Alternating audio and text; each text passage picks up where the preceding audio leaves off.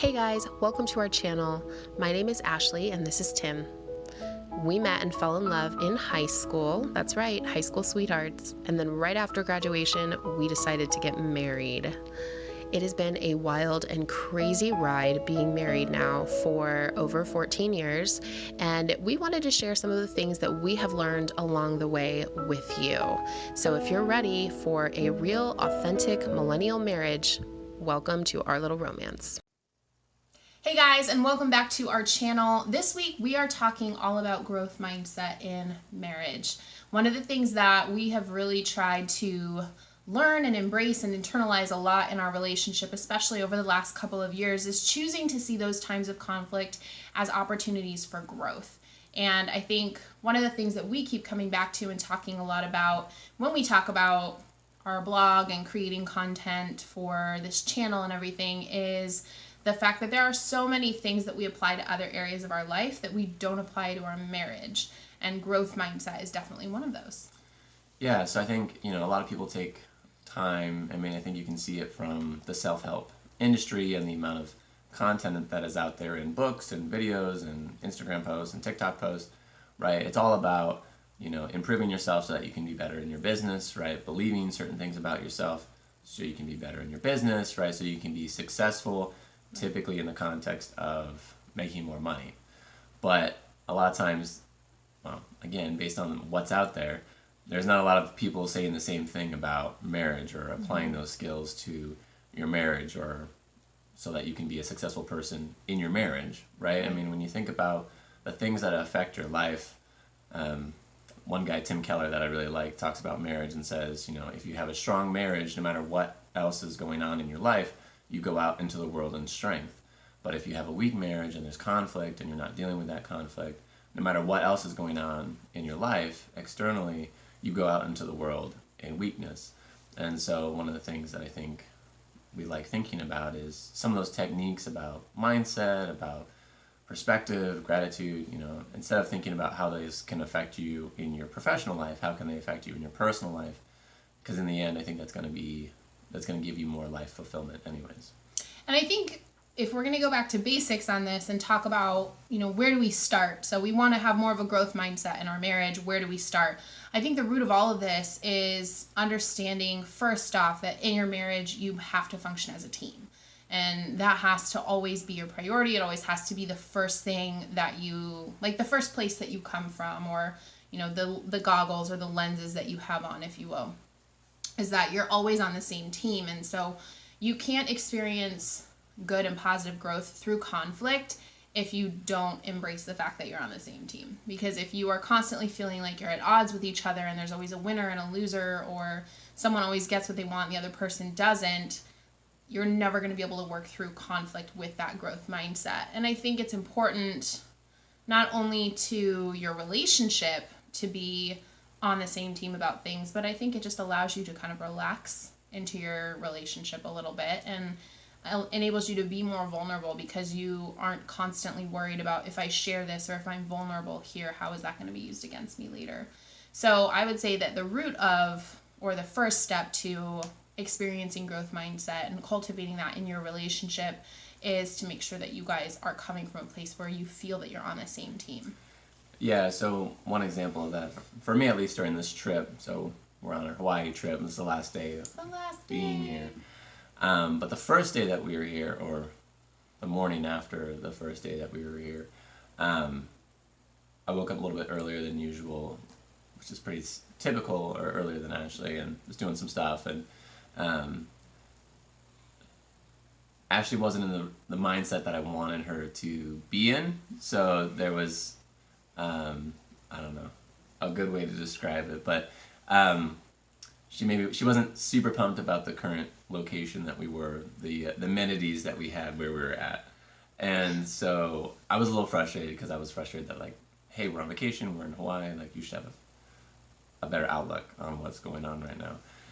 And historically in our relationship, this is not the first time that this happened on vacation, because we vacation differently, and my family vacations differently than her family did historically. And so, I kind of had the opportunity to either be grouchy and be like, oh, she should do better, and why is her mindset not in a better place, and why is she not just happy about certain things and focusing on the negative instead of focusing on the positive. But like what I knew that she wanted is she wanted me to come like just spend some time with her and snuggle with her, and like she would get her mindset to where it needed to be. And I know like she wanted to, and like she tries to, and so I knew that was going to happen more effectively and better if I just went and like snuggled with her and spent some time with her instead of coming and criticizing her, or forming an argument because like, hey, why can't you just we're in Hawaii, come on. So I don't know, and but what motivated me to do that is be that like that thought that like, hey, we're on the same team, Right. like she wants to enjoy this too, right? Like she's just trying to get in a place where she can. And so because we're on the same team, I was like, okay, well, I'm just going to go spend some time with her this morning in bed, snuggling. I know that that's what she wanted and needed at the time. And for me, at least, I mean, it was just a very conscious thought about like how in this moment can I approach this as a team as opposed to me versus her kind of situation. Right, and I think, and you've gotten a lot better about this, and it's something I think we're both still working on, is when because you can feel like you're on the same team, but then obviously the execution of that can be really challenging. And so, especially when there is conflict, or when one of you is struggling with something or feeling off, or whatever, instead of coming in and asking the question, how do I fix it, or how do I change you, and coming in and asking the question, what can I do to help, or how can I support you best? Because not only does that reinforce the fact that like, hey, I'm here so that we both win, and for you to win, that means I win too.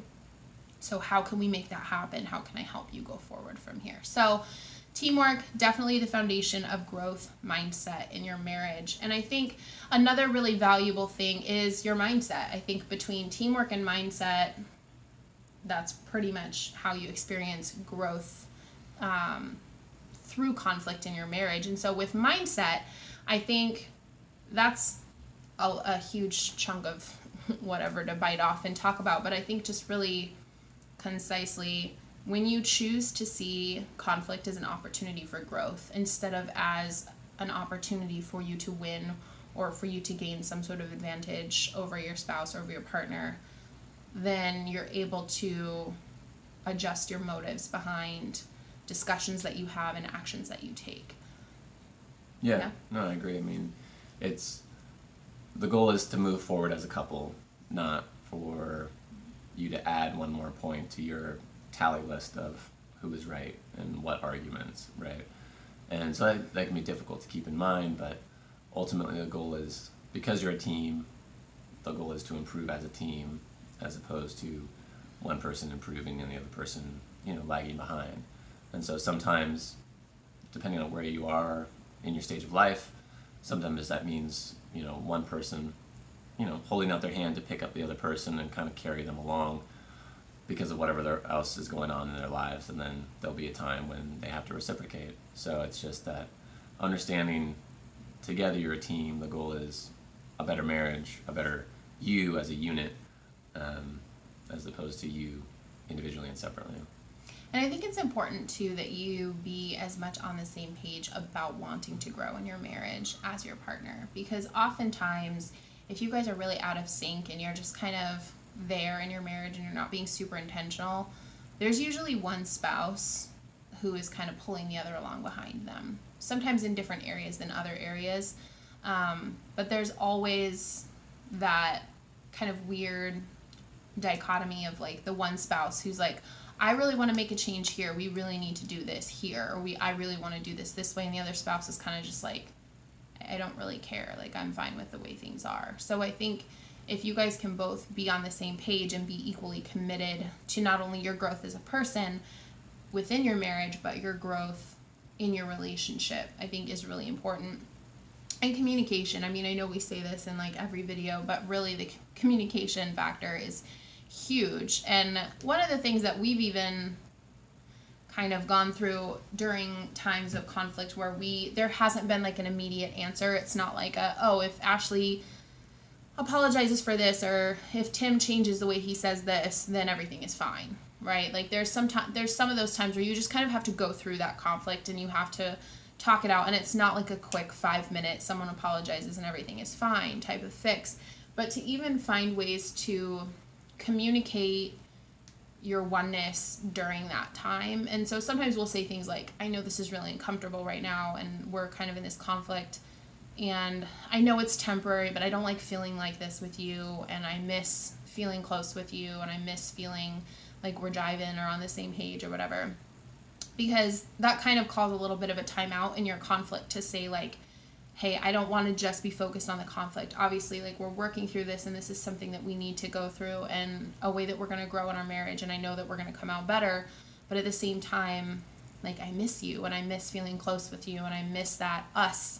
Because right now, it's hard to remember that when you're in the middle of conflict. So taking that time to communicate that to and with your spouse and saying like, you know, we're on the same team, we're fighting for the same thing, you know, like I love you, I support you, and then you can, you know, get back to figuring out where you go from there.